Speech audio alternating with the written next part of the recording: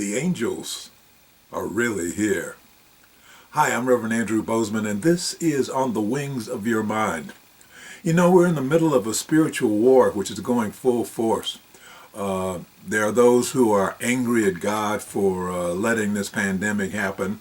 Then there are those who use the pandemic as proof that there is no God. And there are also those who want to dismiss and eliminate our spiritual beliefs about spirit, infinite intelligence, as well as angels, and chalk it all up to superstition. Well, newsflash, the angels are really here. The angels are real, and they're here. And this week, in the middle of this pandemic, I've decided to spend a couple of days talking about angels because we need their help more than ever. And I anticipate that the year 2022 will see a rise in awareness about the presence of angels in our lives. So today I'll start off by sharing some insights as to how the angels and I work with each other. Okay, so angels have been involved in my life for as long as I can remember. They helped to guide me through situations where I would have been lost without them.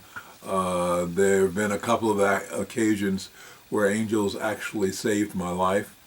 And there have been numerous times in my life when angels have helped elevate my performance in the workplace by giving me ideas or by bringing about situations that allowed me to shine.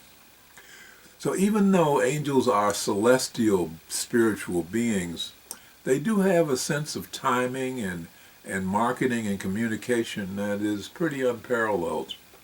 My first experience of this aspect of angels was when I started working with angels as a teacher back in 1989, when I started teaching angel classes. Up to that time, angels were pretty much non-existent in the public mind, in the public consciousness. Then it was then that angels decided that it was time to elevate the consciousness of the world regarding their presence and their work. So in 1990, they started an explosion of angel information around the world. Please click on the thumbs up button if you haven't already done so. Please choose to subscribe.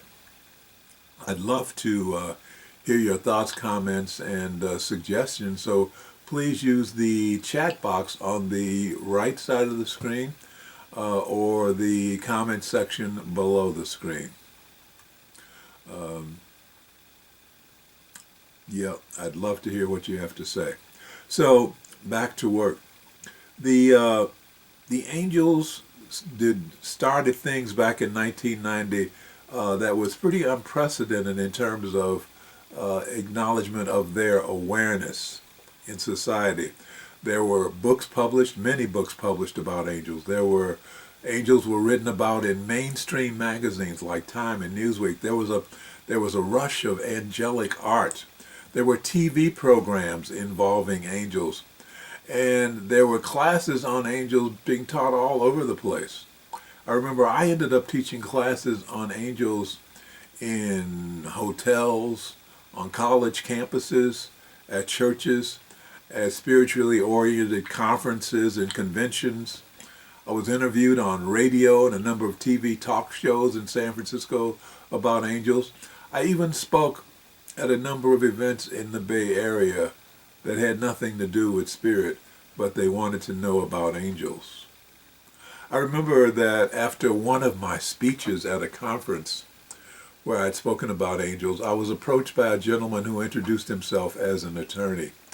And what he told me was that he had sponsored a Toastmasters club inside San Quentin, the correctional institution, where they were teaching inmates on how to speak publicly so that when they came out of prison they would be ready to go.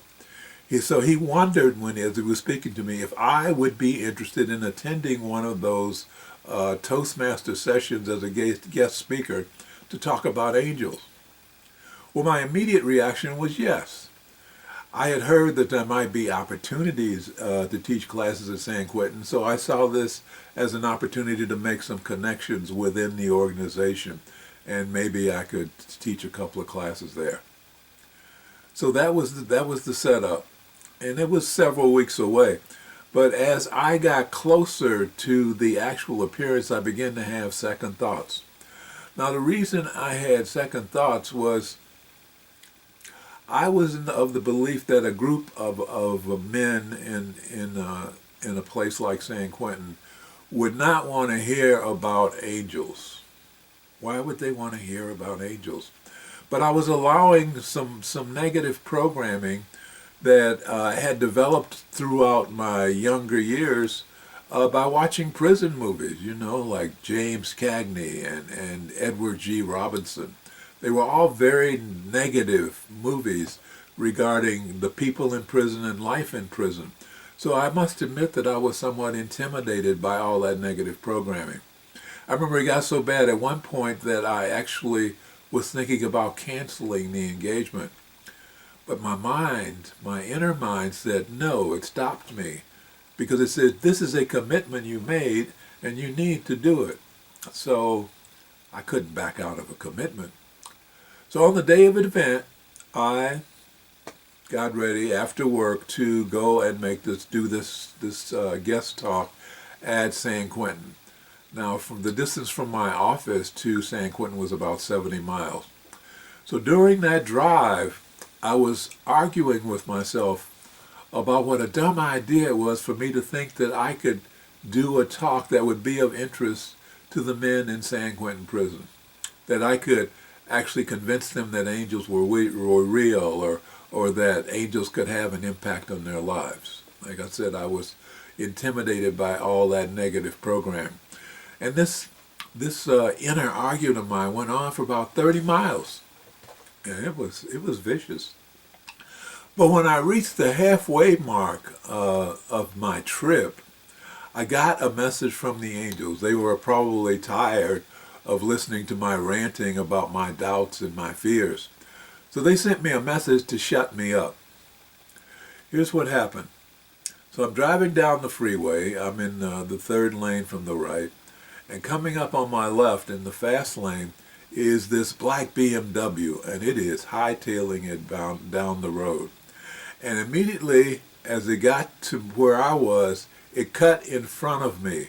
He swerved right in front of me with such short distance between us that I had to hit my brakes in order to avoid contact.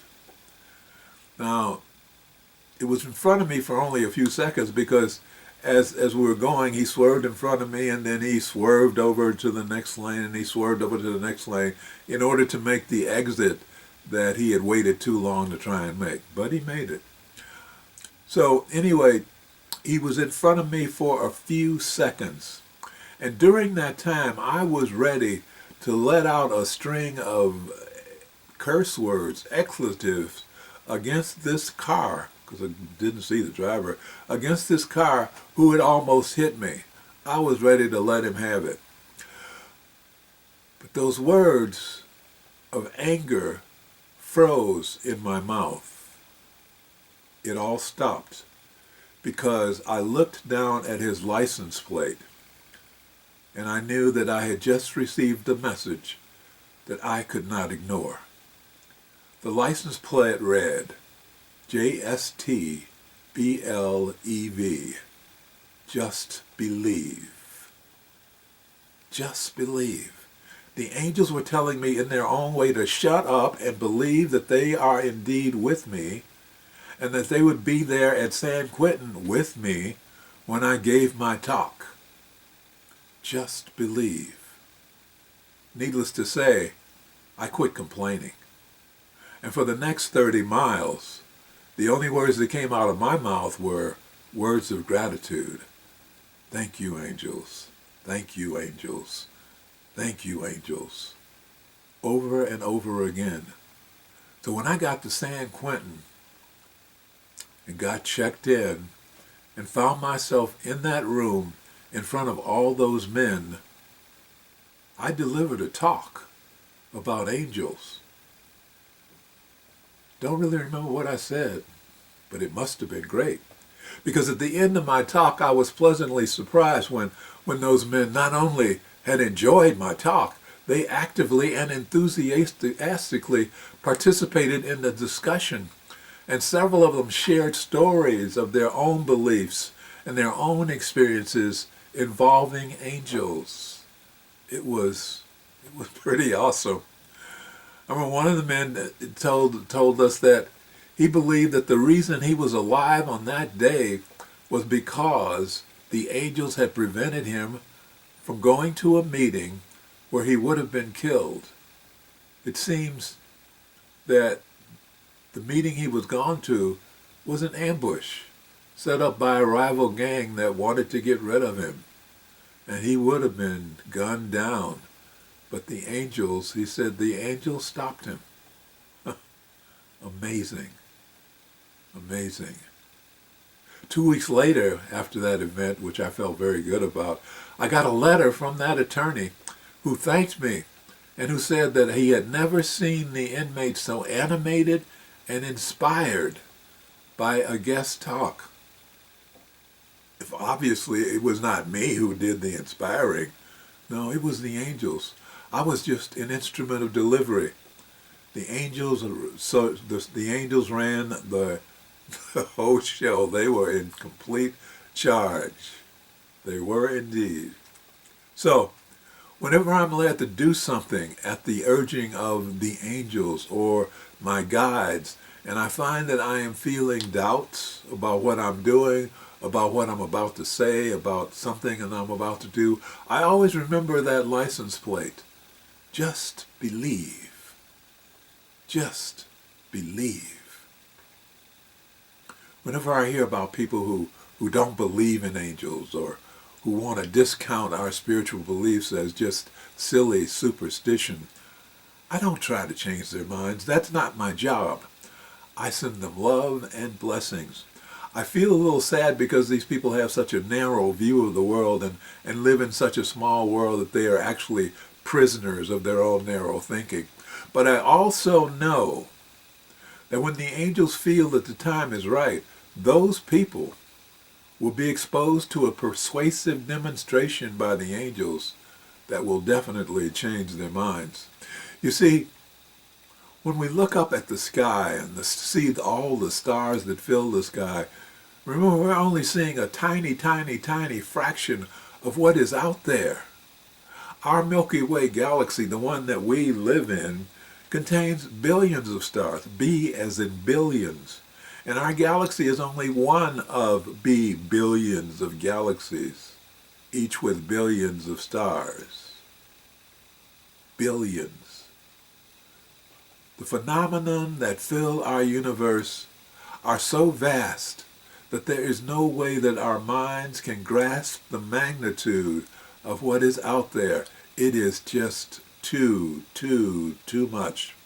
You know, J.B.S. Haldane, who was a British scientist known for his works in physiology and genetics and evolutionary biology and mathematics, once said of the universe, he said, "My own suspicion is that the universe is not only queerer than we imagine, but queerer than we can imagine."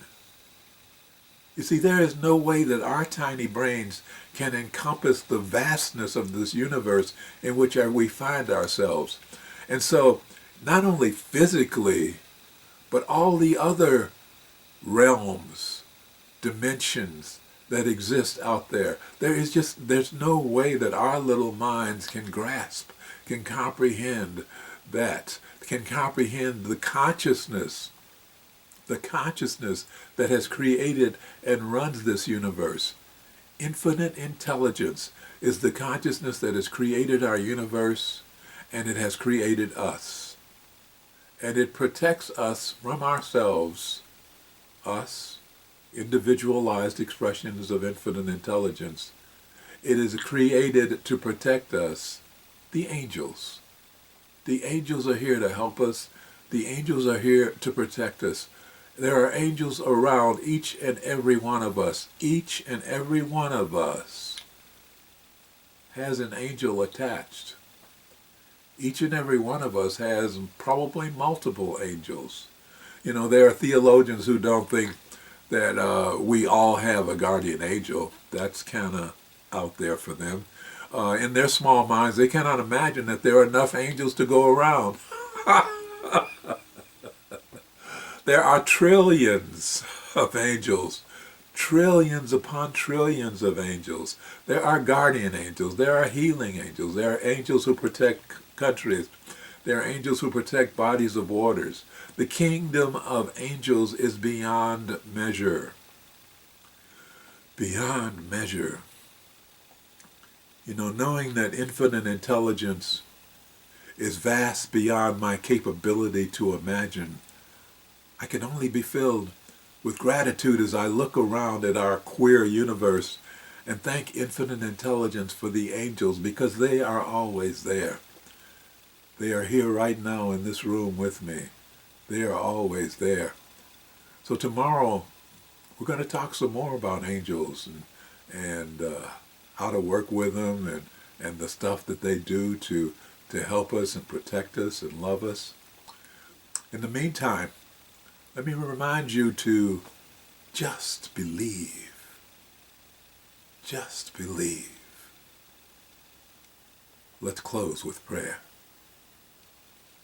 Thank you, infinite intelligence, for bringing all of us together in this life so that we may become spiritual warriors and join in the work we have come here to do.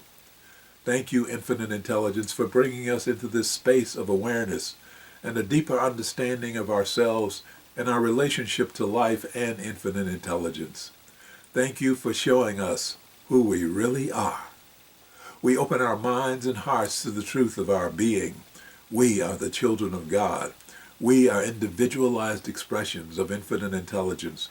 And because we are part of the greater whole, we're beginning to understand our value to the continuity of life on this planet. As we become channels of your power, infinite intelligence, we can feel your power within ourselves and within our lives more and more. We know that as we feel your presence within our lives every day, we will rise, because we are no longer cut off from you by being immersed in the darkness of fear, anger, and the pain of unforgiveness. So we are now restoring our connection through the grace of forgiveness, knowing that as we learn to forgive ourselves for the pain we have caused to ourselves, and as we learn to forgive those who inflicted pain upon us, our connections will grow stronger, and our lives will grow happier and healthier and more prosperous. And for this we are truly grateful. As above, so below. As within, so without. And so it is. Amen. Thank you. Thank you for watching. I look forward to seeing you tomorrow when we talk some more about angels. Angels in our lives. So remember, in the meantime, that I am Reverend Andrew Bozeman, and this is On the Wings of Your Mind.